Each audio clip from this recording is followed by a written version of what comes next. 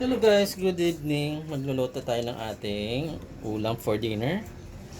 Ang lulutuin natin ngayon ay ginisang ampalaya. Ayan guys.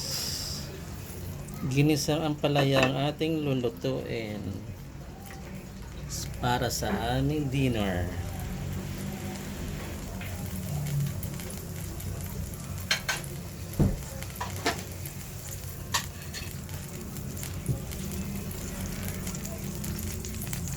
Ating gisahin ng bawang,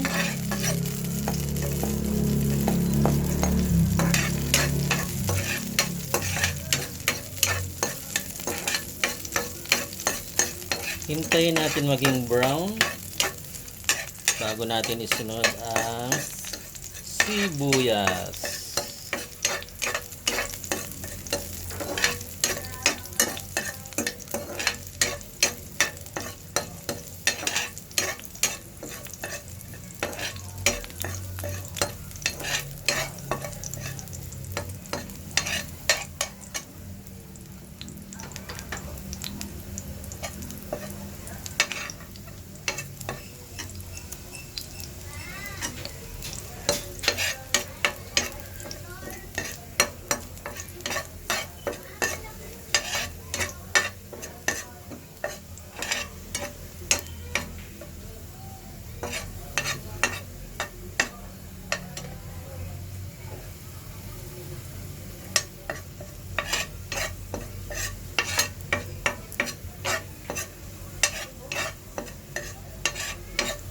Yan na guys, brown na ang ating bawang. Sunod natin ang sibuyas.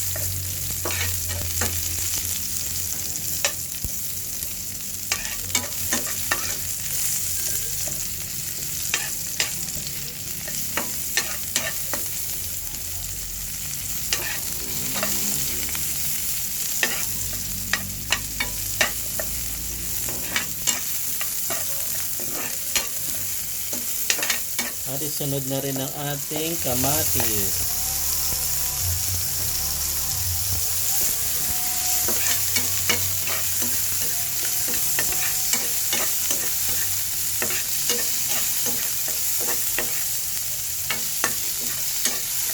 Ito ang pala natin guys ay simple lang, wala tayong sahog.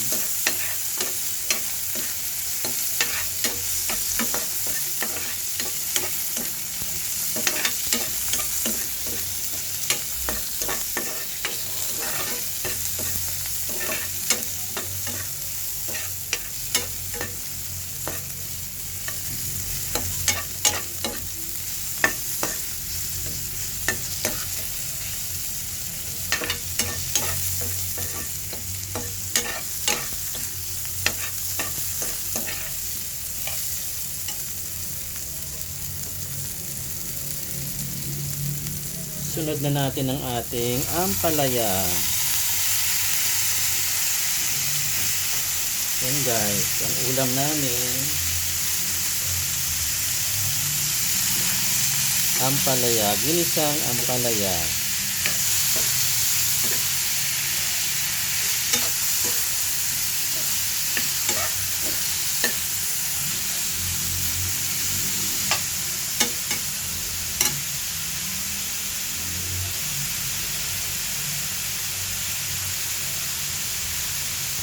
Lagyan natin ng ginisa mix.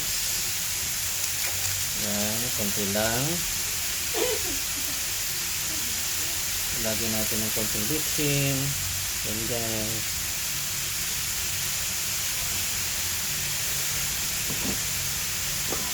At lagyan natin ng konting asin. Konti lang guys muna kasi ito kasi ampalaya na to ay piniga ko yan sa asin para matanggal ang kanyang pait. Kaya hindi muna tayo maglalagay ng maraming asin. Pangitin kasi yung sa pagkain guys ay maraming asin.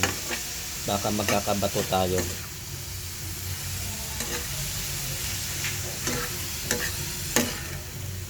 Pag nagkaroon ka ng bato, hirap-hirap umihi.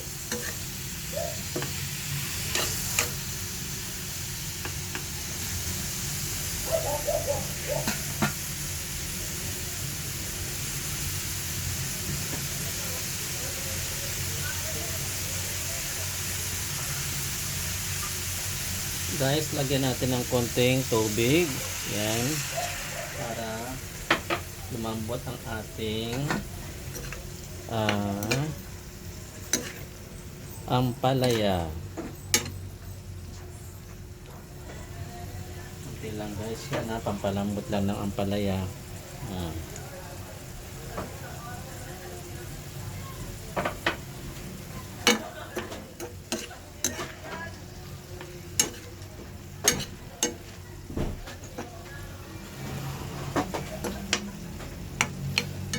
Ang aming ulam ngayon guys is ampalaya, ginisang ampalaya, at meron pa kaming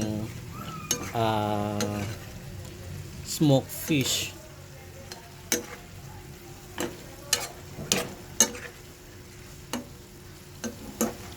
Yan ang ulam namin tonight. So takpan lang muna natin yan, hintayin natin lumambot. Yan guys, hintayin natin lumambot yan. Balikan na lang natin maya lang. So guys, atin na bubuksan at ilagay na natin ang ating egg na binati.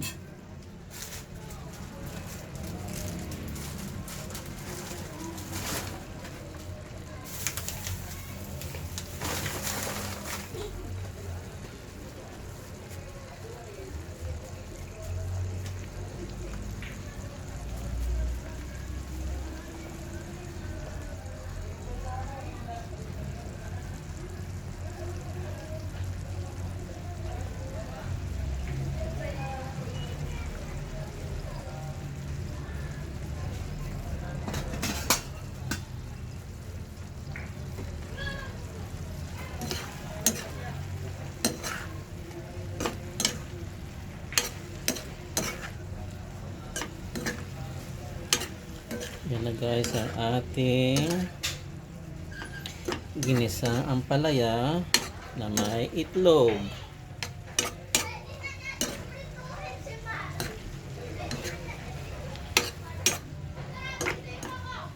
So atin ang titikman.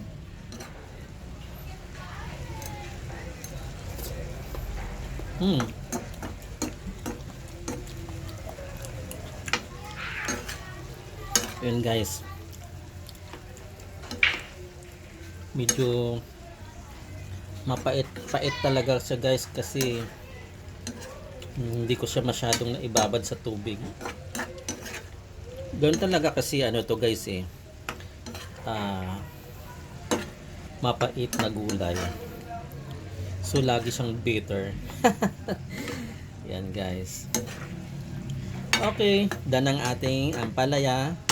Dapat ito guys, ampalaya con karne. Wala naman tayong karne, ito lang. Kaya ginisang ampalaya na lang ang ginawa natin. Yan, simple lang. Importante meron tayong ulam sa gabihan. So guys, ayan na guys. Maraming salamat guys. Meron pa pala ako isusunod dyan ng piniritong smoked fish.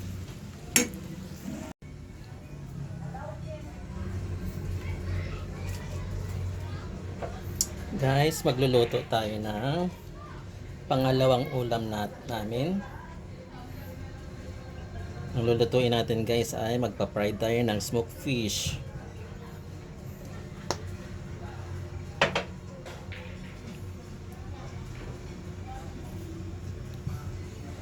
Smoked fish or isdang tinapa. Pinausukan na isda.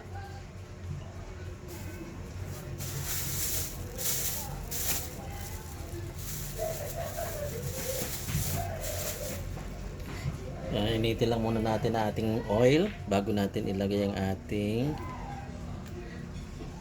pinausokang isda.